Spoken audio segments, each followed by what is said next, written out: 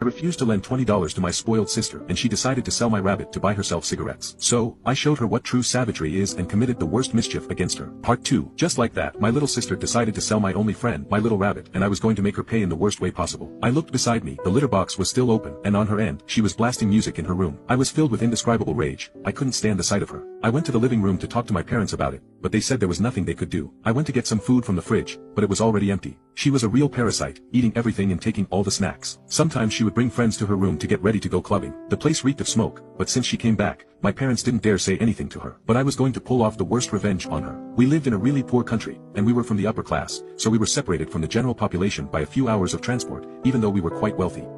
Where we lived, people ate a bit of everything, some even cooked rats and bats.